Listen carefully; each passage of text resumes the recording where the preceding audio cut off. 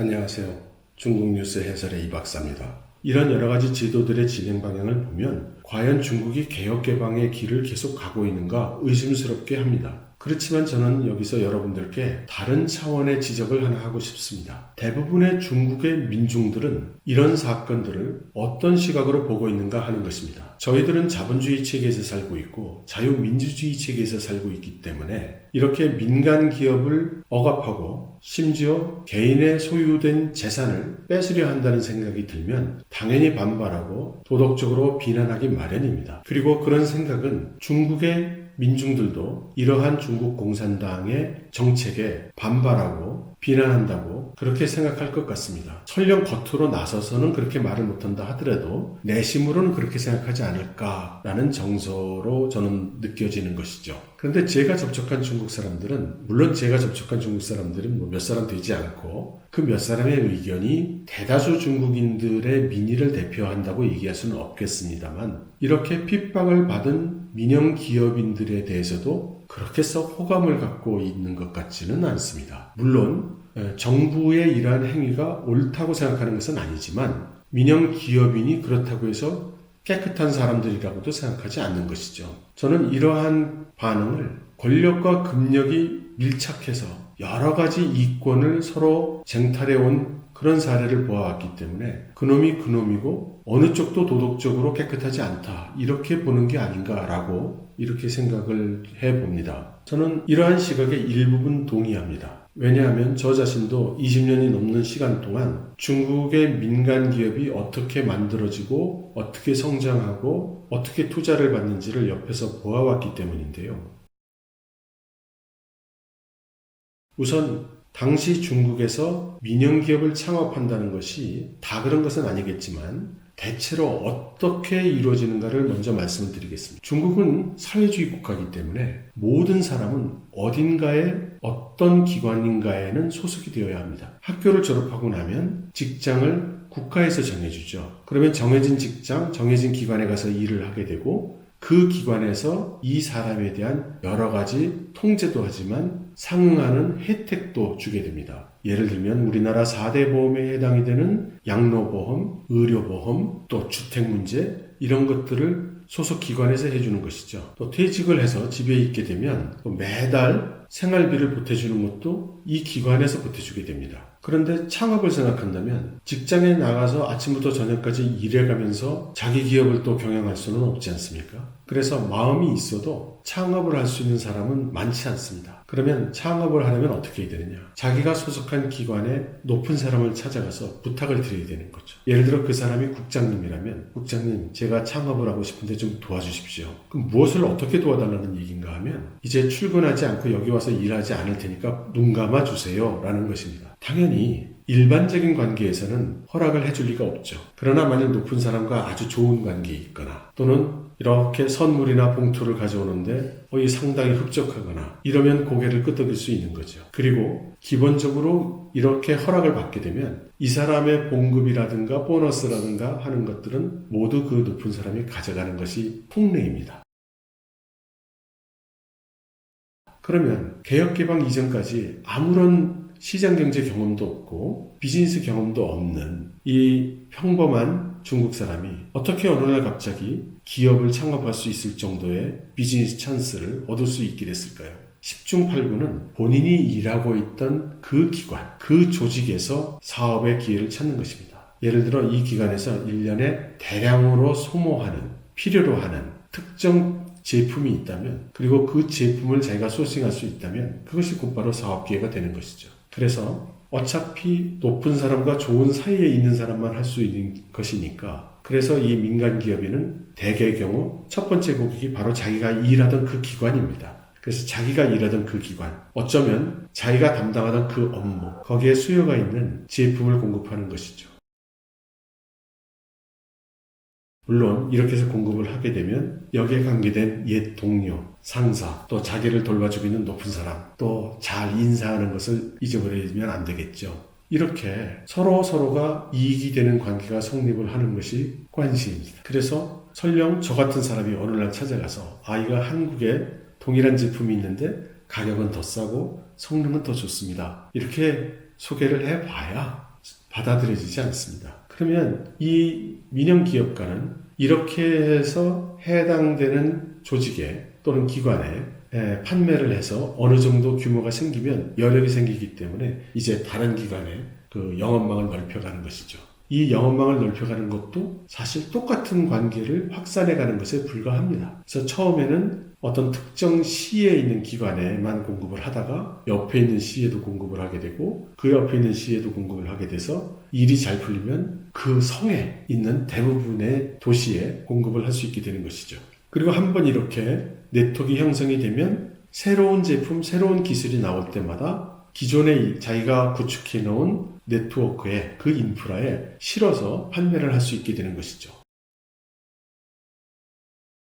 거기서 만일 운이 더 좋아진다면 본인이 아이디어를 내거나 새로운 기술을 개발을 하게 됩니다. 그러면 소위 수입하던 제품을 국산화하는 이제 이런 프로젝트를 하게 되는 것이죠. 또 여기에서 중국의 체계가 묘용을 발휘를 하죠. 중국의 시스템에서는 원래 100% 모두 국가 소유제였기 때문에 정부의 예산이 기업에게 직접적으로 쓰여져도 아무 관계가 없습니다. 바로 미국이 요즘 기업 보조금 제도로 항의를 하고 있는 부분이죠. 예를 든다면 이 민간 기업인이 지금까지 자기가 공급했던 그 외제 제품을 가만 보니까 이거 만들 수 있겠다. 그래서 국산화를 하고 싶은데 제조 설비가 너무 비싸다. 그래서 못 만들겠다. 이제 이런 상황이 생기지 않습니까? 그러면 정부에 신청을 하면 그리고 모두가 다 그 혜택을 받을 수 있는 건 아니지만 이렇게 높은 사람과 사이가 좋고 네트워크가 잘 돼 있는 기업인이라면 정부에서 해당 기업의 설비를 사줄 수도 있습니다. 100%를 못 준다면 절반만 돈을 줄 수도 있고 80%를 줄 수도 있죠. 어쨌든 자기 돈으로 설비를 사는 기업인은 중국에서는 제대로 된 기업인은 아닌 것이죠.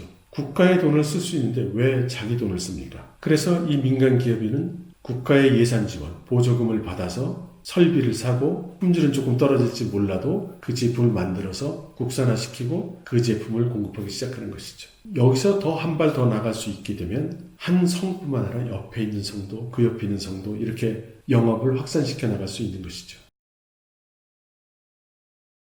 만일 이러한 레벨을 올라가다가 순풍에 돋단던 모든 것이 다 잘 된다면 중앙정부의 지원을 받을 수 있게 될지도 모릅니다. 그렇게 되면 이제 만사가 해결되는 것이죠. 이제 전국구 기업으로서 성장의 가도를 달릴 수 있게 되는 것입니다. 그것이 쉽게 되는 것은 아니죠. 외국 기업과의 경쟁에서는 100% 이기겠지만 중국 내 기업들, 중국 기업들 간의 경쟁도 엄청나게 치열하니까요. 그러면 어떻게 해서 전국구 기업으로 성장을 하느냐? 예를 하나 들어드리겠습니다. 제가 90년대에 만난 중국의 국산 ERP 업체가 있었습니다. 그때 당시에 이 ERP 업체의 규모는 종업원수 27명, 30명이 안 되는 규모였어요. 그리고 10년 후에 이 회사는 연구소의 연구 개발 인력만 3,000명인 그런 회사로 성장을 합니다. 어떻게 성장을 했냐고요? 이 회사는 자기 회사 지분의 상당 부분을 세무당국에 기증을 했습니다. 그럼 그 결과가 어떻게 나타났느냐? 중국 기업이 ERP를 사용해서 세무 보고를 하는데 이 회사의 ERP를 사용을 한 결과를 제출을 하면 세무서에서 받아주는데 다른 회사의 ERP를 사용해서 나온 세무 보고서를 제출을 하면 이런저런 트집을 잡히는 겁니다. 그러니 결과가 어떻게 됐겠어요?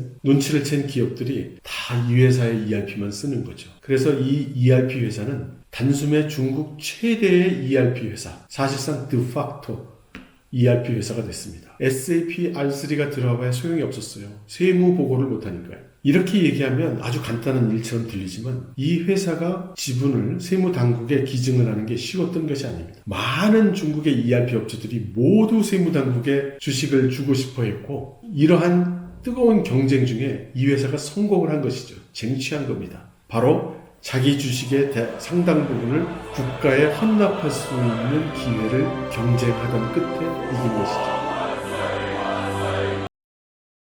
당시 기증한 지분이 38% 정도 됐던 걸로 제가 기억을 합니다. 맞는 숫자인지는 모르겠어요. 그런데 이 회사는 그 후에 계속 투자도 받아야 되고 요즘 말로 하면 라운드 A, 라운드 B, 라운드 C 이렇게 받아갔죠. 그러나 정부는 그럴 리가 없죠. 결과적으로 지금 이 회사의 최대 주주는 누구겠습니까? 정부입니다. 이렇게 대부분의 중국의 민영기업이라는 것이 시작부터 정부 또는 권력과 영합해서 이루어진 것입니다. 그리고 영합을 해서 성장을 한 것입니다. 그러면 후기에 나타난 혁신 기업들, 예를 들어 바이두라든가 알리바바라든가 텐센트라든가 이런 회사들은 다를까요? 사실 잘 생각해보면 이 BAT 세 회사는 누구도 없던 새로운 기술이나 새로운 아이디어로 출발한 회사가 아닙니다. 바이두 검색 엔진이죠. 구글, 네이버 이미 다른 나라에서 먼저 다 하던 거죠. 알리바바 이미 다 미국에서 유럽에서 한국에서 다 하고 있던 거죠. 텐센트 메신저 마찬가지죠. 미국 한국에서 먼저 했고 나중에 한국의 게임을 가져다가 성장을 했죠. 결국 키는 무엇이었는가? 그들이 중국 내 경쟁에서 성공할 수 있었던 요소가 있었다는 것입니다. 예를 들어 알리바바는 지금 타오바오나 티몰처럼 B2C로 유명해졌지만 처음 기업이 창업하고 성장할 때는 B2B로 시작을 했죠. 그리고 그 B2B 기술은 어떻게 나온 것 같습니까? 마윈 회장은 원래 영어를 잘 하지만 영어를 잘하는 것 외에는 커다란 기술적 능력이 없는 젊은이였습니다. 그런 젊은이가 돈도 많지 않은데 어느 날 17명의 인력을 규합해서 이렇게 잘 설득을 해서 창업을 같이 했다고요? 만약 그 말을 그대로 믿으신다면 여러분은 순진하신 겁니다. 레전드 그룹을 만든 류찬즈 회장 어떻게 창업을 했을까요? 아까 말씀드렸지만 중국 과학원의 한 창고에서 시작했습니다. 중국 과학원의 봉급을 받으면서 중국 과학원의 사무실에서 중국 과학원의 기자재를 이용하고 중국 과학원의 인력을 활용해서 만들었습니다. 여러분들 중국 과학원은 공짜로 모든 것을 하게 해줬을까요?